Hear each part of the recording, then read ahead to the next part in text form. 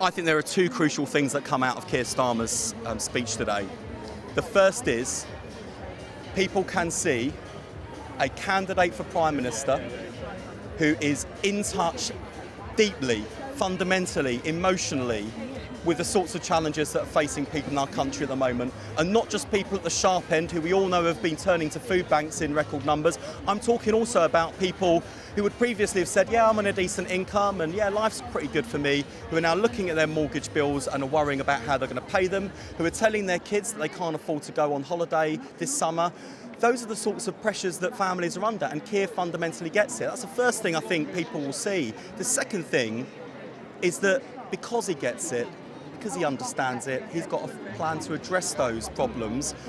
He's changed the Labour Party for good. I think he can change politics for good so that we're in a position to give Britain its future back. And whether it's new towns and new homes, whether it is getting an NHS not just back on its feet but fit for the future, or whether it's making sure that working class kids from backgrounds like mine and Keir's have the same choices and chances as those from most privileged backgrounds. This is a leader who, after 13 years of mismanaged decline, I think can not only give Britain its hope back, but give Britain its future back. And that's the case we're going to be taking to the country. Whereas, you know, the polls show that people still don't understand what Keir Starmer will actually change. He talked about what he'd like to be different. There wasn't a great deal of detail on exactly how he would make that happen, how he'd bring that about. Do you think it's really going to be enough to start shifting those polls that, you know, you show you're ahead in them, but people still don't know enough about what your leader's actually offering? Keir Starmer spelt out the vision, and this week in Liverpool we've been setting out the policies. So, for example, getting the NHS back on its feet and fit for the future. We've got a fully costed, fully funded plan to create 2 million more appointments in the NHS each year, evenings and weekends, putting £1.1 billion into the pockets of NHS staff who really deserve it, who got us through the pandemic. A plan to provide 700,000 more dentistry appointments a year, which all nations crying out for that, let me tell you. But also, not just sticking plaster politics like the Tories, a long-term plan to reform the NHS so it can meet the challenges of the 21st century. That's what I'm going to be setting out in my speech tomorrow too.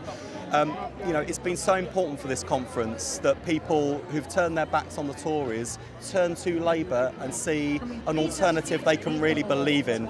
And I think with that speech of Keir Starmer, people see the Keir I know. Tough, strong, compassionate, in touch, really cares about this country, can offer Britain its future back, and I can't wait to get out campaigning for the general election whenever it comes. That can't come soon enough as far as I'm concerned. Just lastly, the protester at the start, that is an astonishing lapse in security, isn't it? Look, I think it shows how far the Labour Party's changed, to be honest.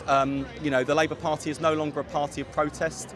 It is a party that wants to make a real change to the lives of people in this country. And you know, the way that he just rolled his sleeves up, brushed it off, it's no skin off his nose. Keir Starmer's dealt with tougher challenges than that. He had tougher challenges growing up. He's had tough challenges when he's reformed the Crown Prosecution Service. He's had tough challenges changing the Labour Party. That's the grit, that's the strength of Keir Starmer that I see. In that speech, you also saw the compassion and the deep understanding and connection he feels with families across the country who've had a really tough time at the moment, and when they think about politics, they think, makes my life harder. I think, well, look at Keir Starmer, look at the plan we've got this week and think, actually, here's a team, here's a plan that can give me some hope back and give Britain its future back. It keeps happening, this sort of thing. Don't we need to do a better job, just lastly, of protecting our senior politicians?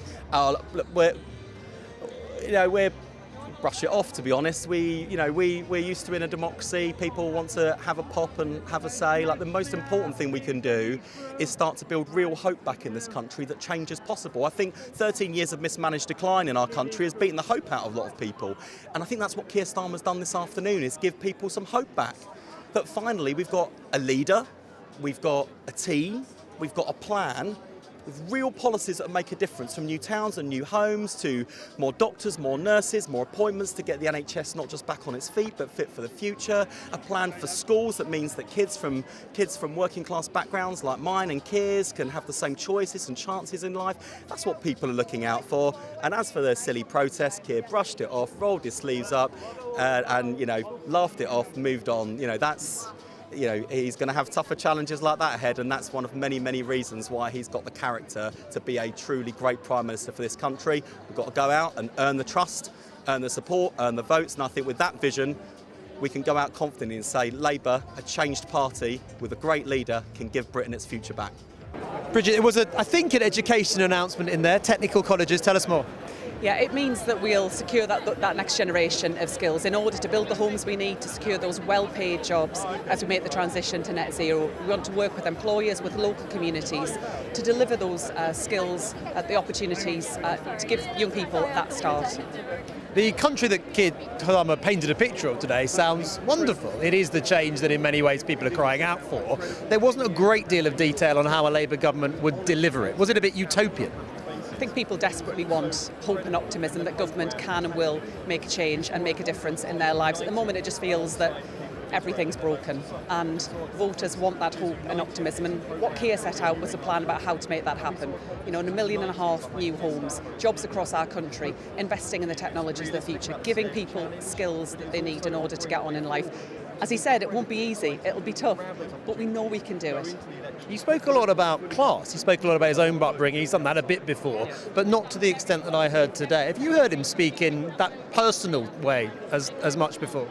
I thought it was really powerful to hear Keir talk about his background and how he's had to fight. How he had to fight as a working class kid to get on in life, and how he wants to take that passion and that determination to delivering to the next generation of children. He feels it very strongly. I know from speaking to him how much it means to him, and I know if he were leading our country we'd see a totally different focus. A word on the protester. I don't. It didn't detract from the speech, and I think it just demonstrates really that, as Keir said, we're a party that wants to be serious about winning elections. What was Keir Starmer trying to do today? I thought it was important to tell a story that would resonate right across the country. What we've got was depth and breadth, a sense of the importance of GB energy, a sense of the importance of skills, not just in London, but right across the country. Scotland was centred, it was very, very important.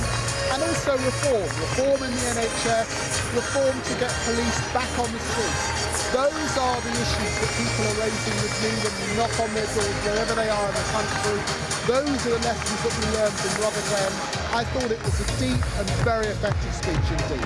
I suppose criticism might be a lot of flesh put on the bones in terms of the vision, not as much detail on how you're actually going to get there.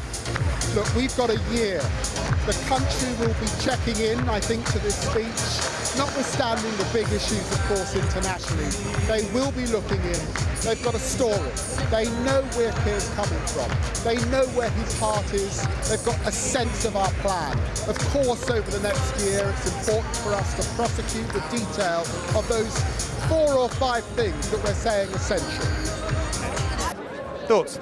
Honestly, the best Labour leader speech I've seen in 30 years. I thought, well, in the time I've been coming to conferences, I'm afraid that is a few years. Look, Did you say that last year as well? Well, I thought it was the best conference we'd ever had last year, but that was a few degrees up even from the very good things we usually see here at conference. I mean, look, the long-term plan, the illustration of how the Labour Party has so visibly changed from 2019, how he has played a major role in that. You know, people said, is he going to be Kinnock, is he going to be Smith?